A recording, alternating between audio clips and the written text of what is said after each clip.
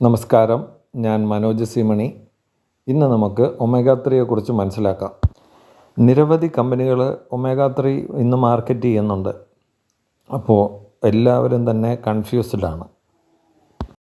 ഏത് ഒമേഗ 3 വേണം ഞാൻ സെലക്ട് ചെയ്യാൻ എന്നതിൽ ആൾക്കാർ ഭയങ്കരമായിട്ട് സംശയത്തിലാണ്.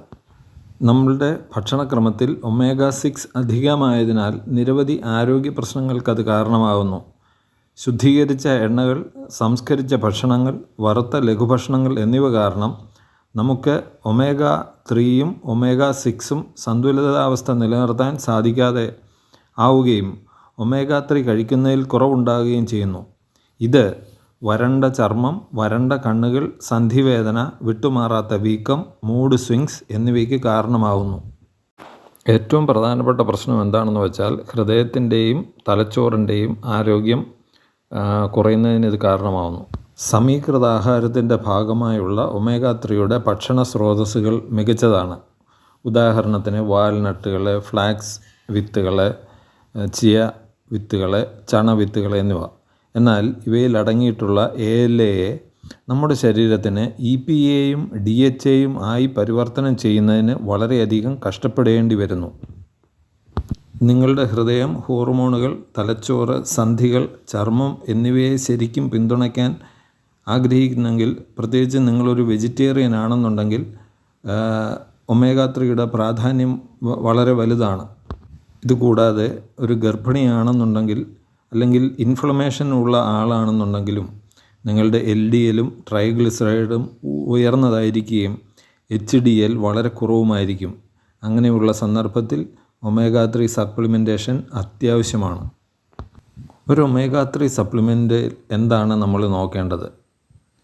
വെറുതെ ഒരു ഒമേഗ 3 എന്ന് എഴുതിയ ഒരു സപ്ലിമെൻ്റ് അല്ല നിങ്ങൾ തിരഞ്ഞെടുക്കേണ്ടത്. പകരം EPAയും DHAയുടെയും ഉള്ളടക്കം വ്യക്തമായി പറയുന്ന ഒരു സപ്ലിമെൻ്റാണ് തിരഞ്ഞെടുക്കേണ്ടത്. കാരണം EPA വീക്കം, ഹൃദയം, മാനസികാവസ്ഥ എന്നിവയെ സപ്പോർട്ട് ചെയ്യുന്നു. DHA നമ്മുടെ തലച്ചോറ്, ചർമ്മം, കണ്ണുകൾ, ഹോർമോൺ എന്നിവയ്ക്ക് ആവശ്യങ്ങൾക്ക് ശരീരത്തിന് ആവശ്യമാണ്. നിങ്ങൾക്ക് എത്രമാത്രം EPAയും DHAയും ആവശ്യമാണെന്നറിയാമോ? ആരോഗ്യമുള്ള ഒരാളിന് EPAയും DHA എന്നിവയുടെ സംയുക്തം പ്രതിദിനം 500 മുതൽ 1000 മില്ലിഗ്രാം വരെ വേണം.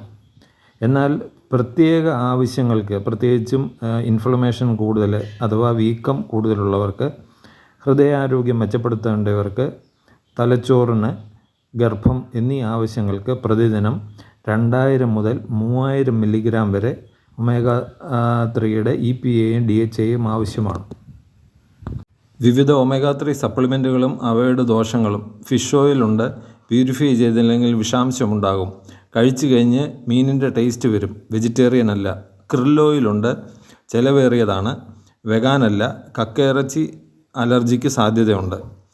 പിന്നെ പാരിസ്ഥിതിക ആശങ്കകൾക്കും കാരണമാകും.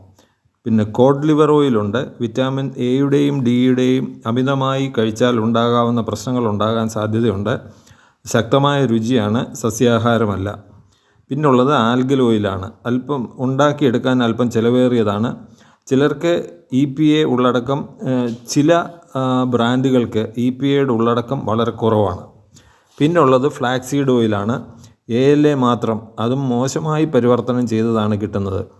കഴിച്ചു കഴിഞ്ഞ് മീനിൻ്റെ ടേസ്റ്റ് തിരിച്ചു വരും. ചികിത്സാ ആവശ്യങ്ങൾക്ക് ഫ്ലാക്സീഡ് ഓയിൽ അനുകൂലമല്ല. നിങ്ങൾ ഫിഷ് ഓയിൽ ഉപയോഗിക്കാൻ തിരഞ്ഞെടുക്കുകയാണെന്നുണ്ടെങ്കിൽ അത് വിവേകത്തോടെ തിരഞ്ഞെടുക്കുക.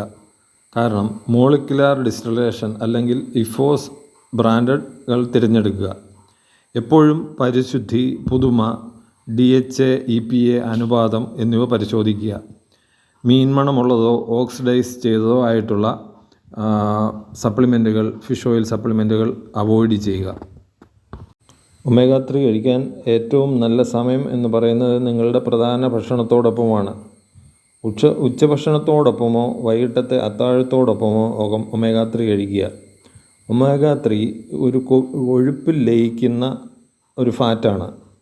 രാത്രിയിൽ കഴിക്കുന്നത് മികച്ച ഉറക്കം നൽകുന്നതിന് സഹായിക്കും. Thank you.